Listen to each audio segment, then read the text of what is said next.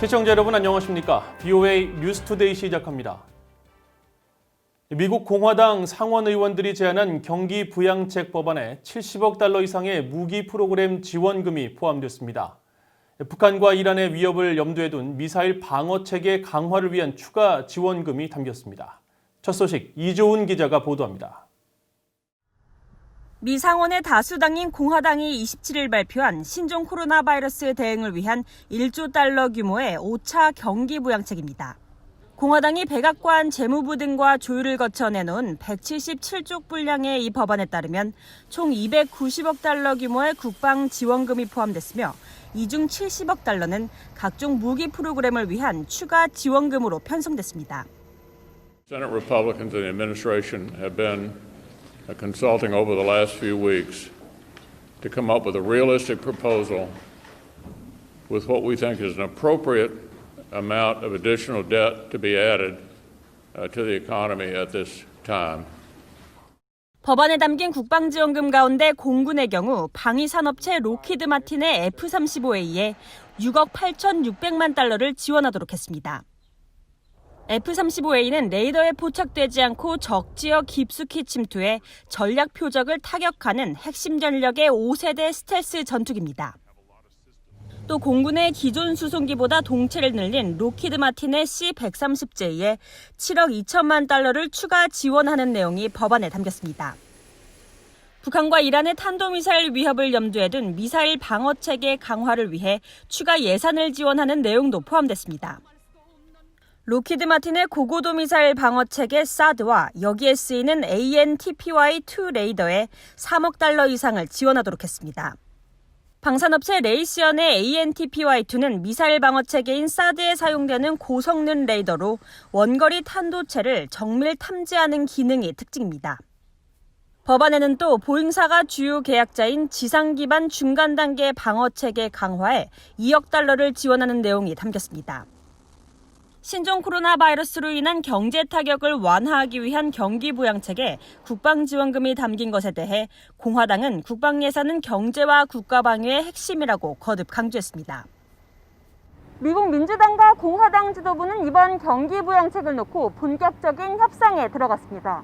하지만 대선을 앞둔 양당의 견해차가 커 논의는 난항이 불가피해 보입니다. BOA 뉴스 이존입니다.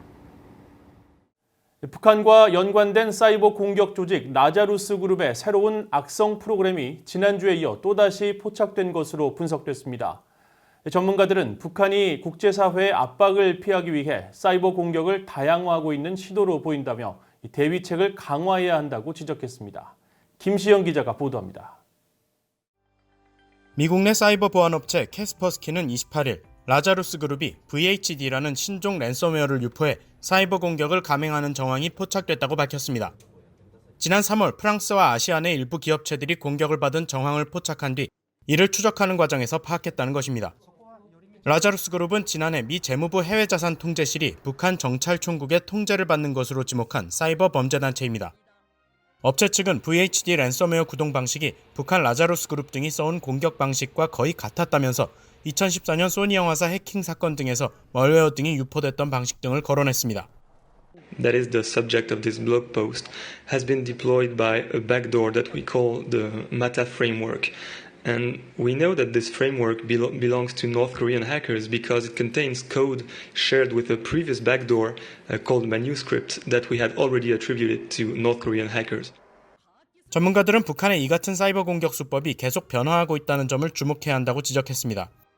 보안이 취약한 나라의 금융기관과 가상화폐 거래소 등은 물론 각종 정부의 기관이나 대기업체 등을 주요 사이버 공격 대상으로 삼고 있다는 겁니다. And I think this shows that the North Korean government's state-sponsored hackers proving their specifically the cyber criminal activities. Normally we were targeting just banks and cryptocurrency exchanges using methods of, theft by targeting. But we're also seeing reports of North Korean hackers using different methods, which include, I saw something recently about the use of the VHD ransomware, which is being likely a trick Korea. 제니 전 애틀랜틱 카운슬 사이버 국정계획 담당 연구원은 북한의 최근 사이버 공격 활동은 재개가 아니며 국제적 표적들을 대상으로 24시간 내내 이루어지고 있다고 강조했습니다. 그러면서 북한의 이 같은 사이버 활동이 방치된다면 북한의 핵과 미사일 프로그램을 막기 위한 현재의 국제적 대북 제재망에 큰 구멍이 생길 것이라고 덧붙였습니다. 사이버 범죄 관련 전문가인 비탈리 크레메즈 어드밴스드 인텔리전스 유한회사 최고 경영자도 이 같은 위험에 대해 경고했습니다. 크레메즈 대표는 그러면서 그동안 보이지 않게 공격을 해온 라자루스 그룹이 이번 랜섬웨어 공격을 통해 그들의 존재를 노출시킨 것으로 보인다면서 앞으로 이들의 활동이 늘어날 수 있다고 전망했습니다. VOA 뉴스 김시영입니다.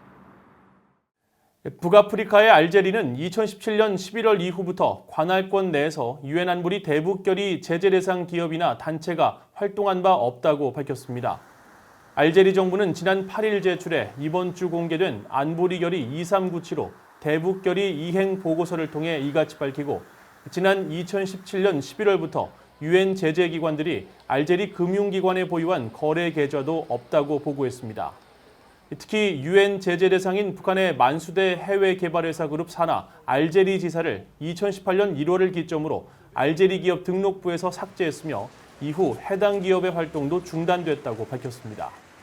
또 만수대 해외개발그룹 보유 자산을 2017년 이후 동결해 이들의 관할권 내 보유 자산이 실질적으로 없다고 설명하고 알제리는 유엔 대북제재 대상 개인과 기관이 소유한 자금을 압류해왔다고 밝혔습니다. 싱가포르 법원이 유엔 대북제재를 위반하고 600만 달러 상당의 사치품을 북한에 불법 수출하고도 관련 사실을 당국에 보고하지 않은 싱가포르의 한 무역업체 배송 담당 직원에 대해 벌금형을 선고했습니다.